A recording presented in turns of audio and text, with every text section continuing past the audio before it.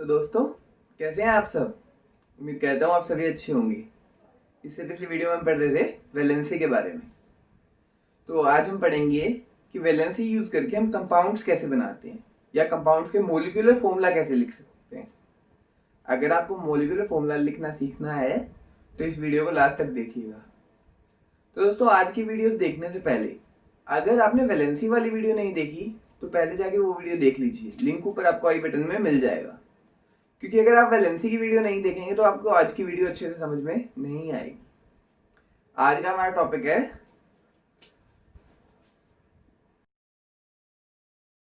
How to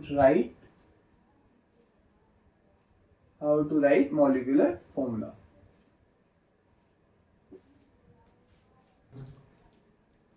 तो दोस्तों, molecular formula होता क्या है। मॉलिक्यूलर फॉर्मूला जैसे कि H2O, जिसमें किसी भी आइटम के या मॉलिक्यूल के सिंबल्स यूज किए जाते हैं। अब खाली आइटम्स के सिंबल यूज करेंगे तो हम उन्हें मॉलिक्यूलर फॉर्मूला नहीं कहेंगे। मॉलिक्यूलर का मतलब क्या आता है, मॉलिक्यूल। तो मॉलिक्यूल तो होना चाहिए ना, खाली आइटम के सिंबल को हम मॉलिक्यूलर फॉर्मूला नहीं बोल सकते। तो मॉलिक्यूल होना चाहिए। मॉलिक्यूल क्या होता है ये हम फर्स्ट वीडियो में डिस्कस कर चुके हैं, उसका लिंक भी आपको ऊपर आई बटन में मिल जाएगा। जैसे H2O है वाटर, ये हमारा मॉलिक्यूल है। तो ये H2E क्यों आया, O सिंगल ही क्यों आया, ये 2 यहां क्यों आया, यहां क्यों नहीं आया ये 2। तो दोस्तों, यही बताता है हमें मॉलिक्यूलर फॉर्मूला, यानी कि मॉलिक्यूलर फॉर्मूला के रूल्स। तो आज हम पढ़ेंगे मॉलिक्यूलर फॉर्मूला कैसे लिखते हैं, उसके रूल्स क्या होते हैं। दोस्तों, मॉलिक्यूलर फॉर्मूला लिखने से पहले आपको ये चीज पता होनी चाहिए, मैं पहले ही बता चुका हूं। कोई भी एलिमेंट है, सपोज सोडियम है, आपको उसका सिंबल पता होना चाहिए। सोडियम का सिंबल क्या होता है, Na। ये बात पता है आपको। उसी तरह ऑक्सीजन का सिंबल क्या होता है, O। तो दोस्तों, सिंबल पता होने के साथ साथ आपको ये भी पता होना चाहिए कि सिंबल का जो सेकंड वर्ड है वो हमेशा सब स्मॉल लेटर में लिखा जाता है, ना कि कैपिटल लेटर में। सिर्फ फर्स्ट वर्ड कैपिटल लेटर में होता है।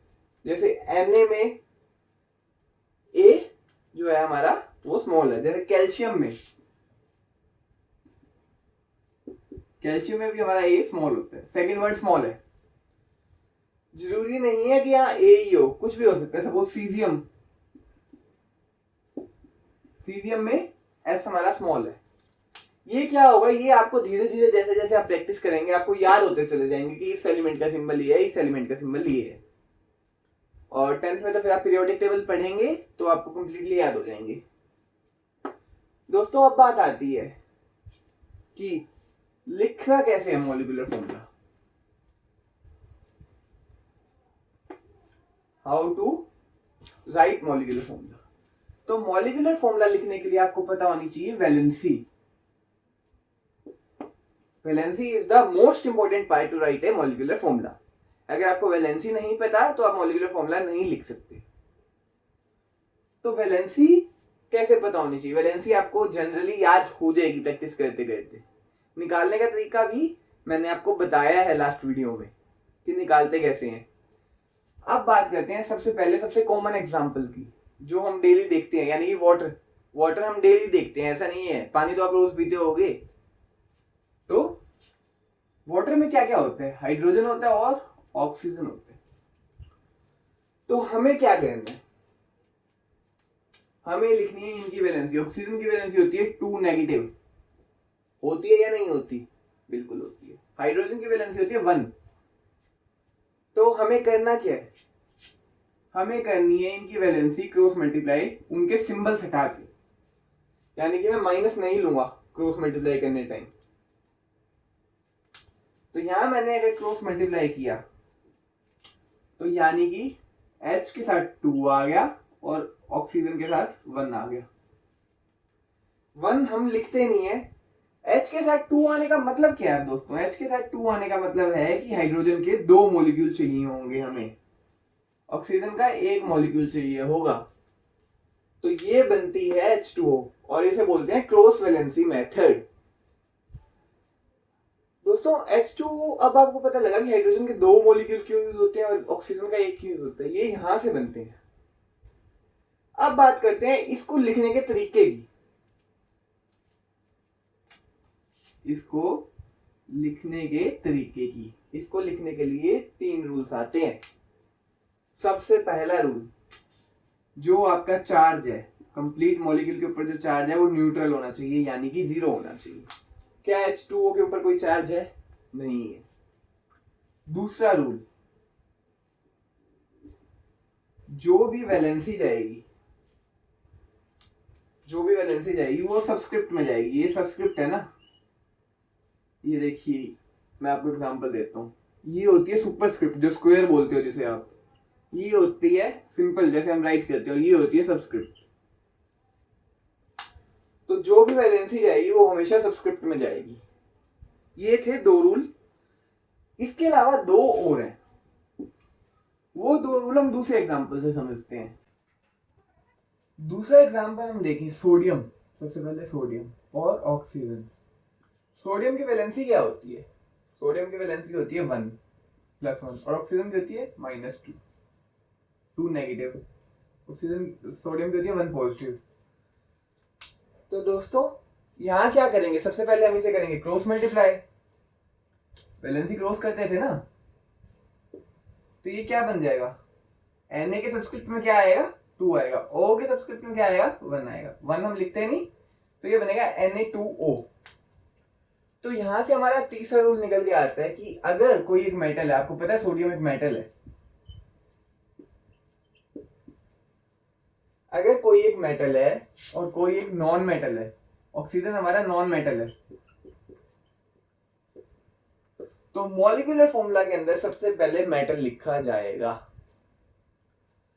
जैसे अब मैं बात करूं जो दूसरे एग्जांपल्स हैं, जैसे कि हमने बात करी थी H2O की, उसमें दोनों नॉन मेटल है, तो वो आप जनरली जैसे आपने सुने हुए ना वो वैसे ही चलते हुए आ रहे हैं।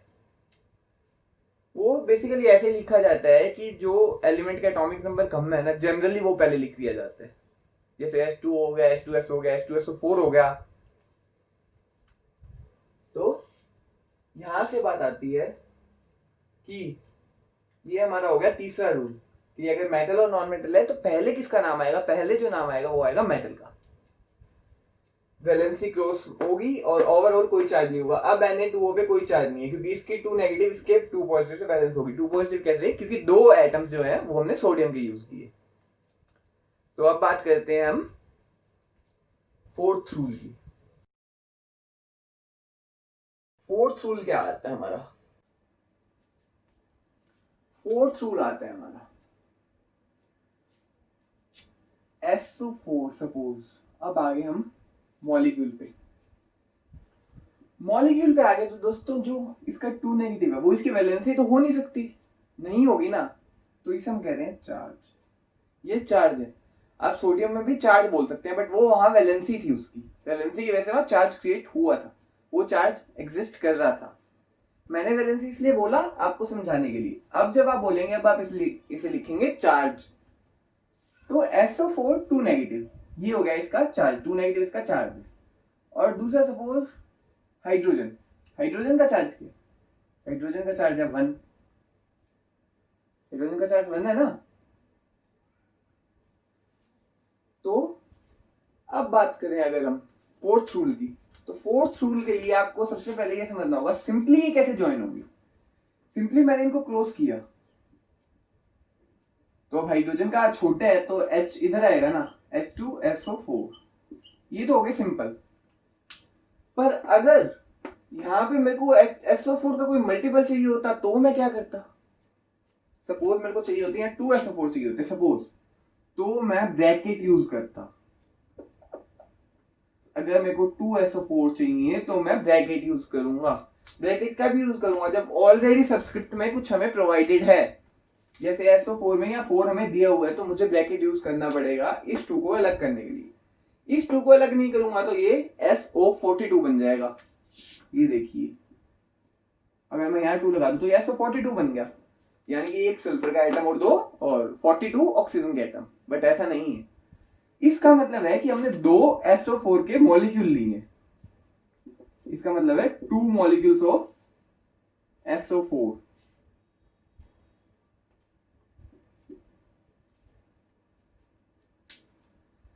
तो दोस्तों अब आपको समझ में आया कि कैसे लेना है ब्रैकेट।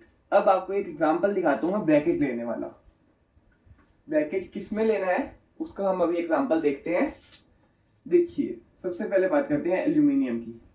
अब ये बिल्कुल मैं वैसे सॉल्व कर रहा हूं जैसे आपको पेपर में सॉल्व करना है। यहां लिखेंगे एटम या एलिमेंट या मॉलिक्यूल।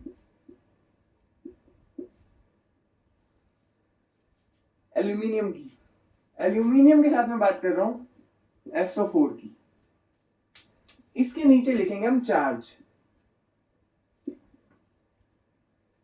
एल्यूमिनियम का चार्ज कितना होता है दोस्तों? कितना होता है एल्यूमिनियम का चार्ज बताइए। एल्यूमिनियम का चार्ज होता है 3 पॉजिटिव और SO4 का चार्ज कितना होता है 2 नेगेटिव। तो अब क्या करेंगे, ऑब्वियसली चार्ज को क्रॉस मल्टीप्लाई करेंगे। कर दिया हमने क्रॉस मल्टीप्लाई। अब एल्यूमिनियम मेटल है और SO4 जो है वो एक मॉलिक्यूल है, तो मेटल का नाम पहले आएगा। मेटल का नाम अगर मैंने पहले लिखा, जैसे कि मैंने लिख दिया एल्यूमिनियम, उसके बाद मैंने लिखा SO4, तो दोस्तों सबसे पहले तो 2 लग गया एल्यूमिनियम के साथ। याद है ना आपको कि सिंबल नहीं लिया जाता। SO4 के साथ क्या मैं डायरेक्टली यहाँ 3 लगा दूं तो ये तो 43 ऑक्सीजन बन जाएंगे। तो नहीं, यहां हम लगाएंगे एक ब्रैकेट। ब्रैकेट लगाने के बाद मैंने लगा दिया यहाँ पे 3, तो ये 2SO4 थ्राइस। तो दोस्तों उम्मीद करता हूँ आपको ये वीडियो समझ आ गई होगी अच्छे से। ये टॉपिक आज का समझ आ गया होगा कि हम केमिकल फॉर्मूले या आयनिक फॉर्मूले या मॉलिक्यूलर फॉर्मूले कैसे राइट करते हैं। जैसे NaCl भी होता है। NaCl में भी क्लोरीन की जो चार्ज होती है, क्लोरीन का जो चार्ज होता है वो 1 होता है और सोडियम का जो चार्ज होता है वो ही 1 होता है, तो वो कंबाइन होकर NaCl बनाता है। सोडियम पहले लिखा जाता है एज मेटल्स। तो इसकी प्रैक्टिस करना अच्छे से। तो दोस्तों अगर ये वीडियो अच्छी लगी तो वीडियो को लाइक करना और चैनल को सब्सक्राइब कर देना और बेल आइकन भी दबा देना ताकि आपको टाइम से नोटिफिकेशन मिलती रहे। तो आज की वीडियो के लिए इतना ही, मिलते हैं नेक्स्ट वीडियो में।